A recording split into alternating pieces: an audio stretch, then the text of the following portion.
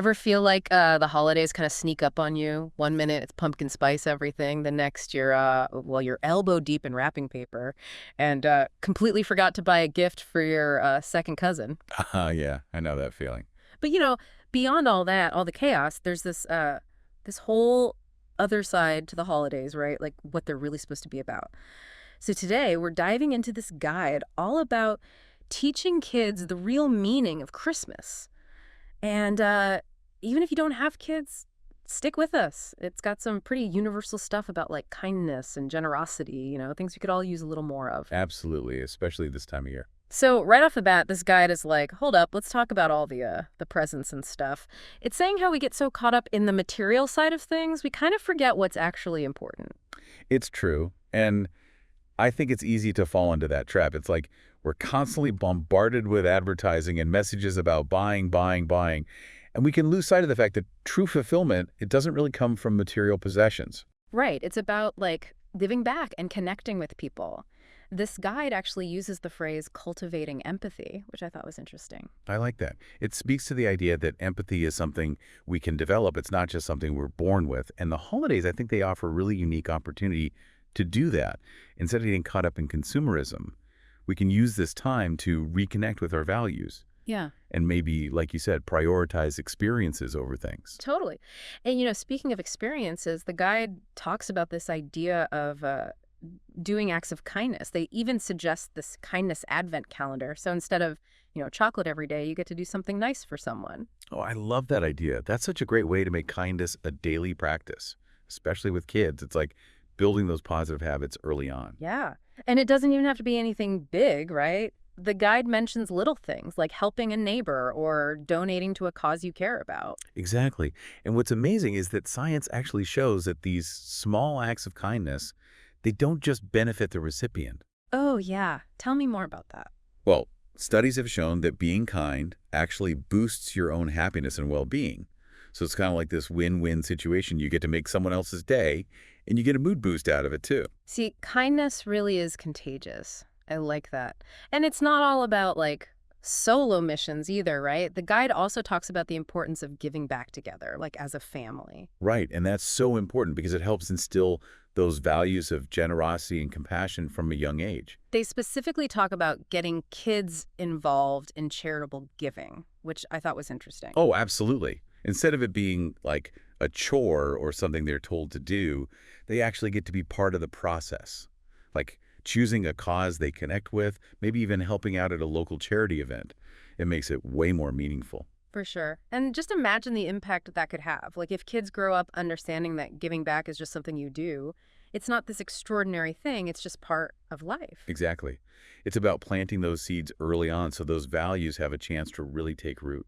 And it's not just about like outward actions either. This guide also talks about gratitude. They have this whole thing about keeping a gratitude jar throughout December. Oh, I've heard of that. It's a lovely tradition. Yeah, so you write down things you're thankful for each day, then you read them together as a family on Christmas Eve or Christmas Day. It's a great way to shift your focus, Yeah. especially during a season that can be, well, a little chaotic at times. It's like a reminder to appreciate the good stuff, even amidst all the craziness. For sure. And it's funny because I was reading about gratitude in general, and apparently it's not just some feel-good thing. There's actual science behind it. Oh, yeah. There's a ton of research on the benefits of gratitude. Really? Like what? Well, for one, it could actually make you happier.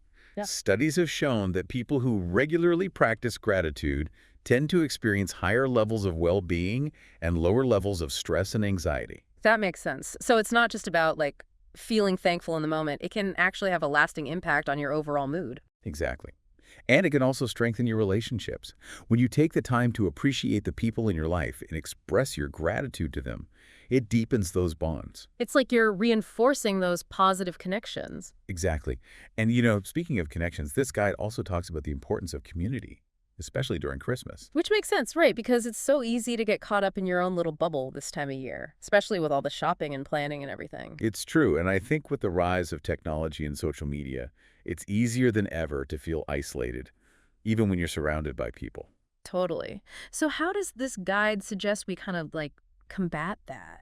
Well, they emphasize the importance of getting involved in your community. It's not just about attending holiday events. It's about actively seeking out ways to connect with those around you. Like what? What are some examples? Supporting local businesses, volunteering your time, even just striking up conversations with your neighbors. These little things can make a big difference. It's about like remembering that you're part of something bigger than yourself. Right, Yeah. exactly. And that's a powerful feeling, especially during a season that's supposed to be about togetherness.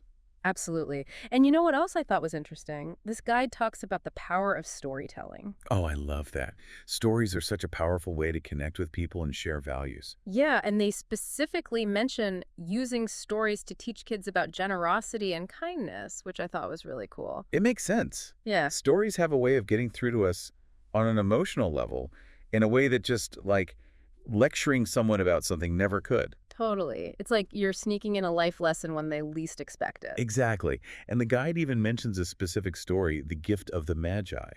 Have you heard of that one? Yeah, it's about that couple who sacrifices their most prized possessions to buy each other gifts, right? Exactly. It's such a classic example of selfless love and the true spirit of giving.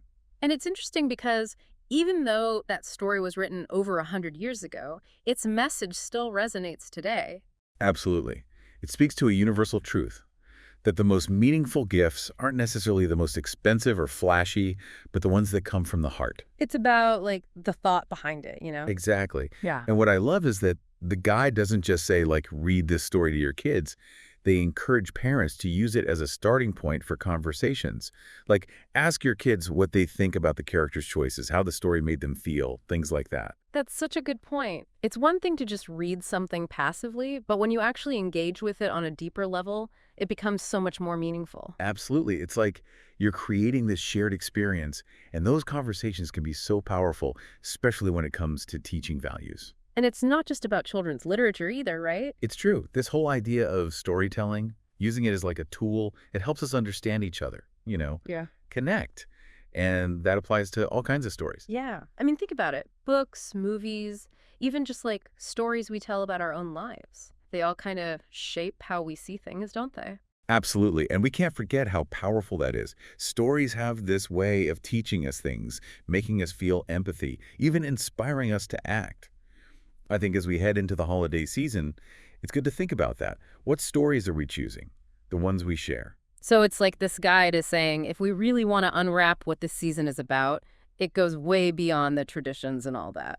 Exactly. It's about bringing that generosity and kindness, that gratitude Yeah. to everything we do. This guide has given us so much to think about. I mean, we talked about those small acts of kindness and then these big ideas like sharing stories and how much that matters. It all comes back to that, doesn't it? The idea that the best gifts, they come from the heart. And this whole deep dive, we've been exploring this deeper meaning of the holidays. I know our guide focused on helping kids get it, but this stuff is for all of us. 100%. It's about remembering what truly matters. Connection, caring for others, and making the world just a little bit better. However we celebrate, whatever we believe, those are things we can all aim for. Well said. So, as we wrap up, we want to leave you with something to think about. How can you bring that spirit of the season into your own life? What small act of kindness can you do, maybe even today? What about generosity? And how can you make this a season where you're really reflecting, connecting with people, and truly celebrating? Such good questions to ask ourselves as we head into this special time of year. Couldn't agree more. Thanks for joining us for this deep dive, everyone. We hope this episode has inspired you to embrace what this season is all about. Find that joy in giving, connect with your people, and appreciate all the little things and the big ones that make this time of year so magical.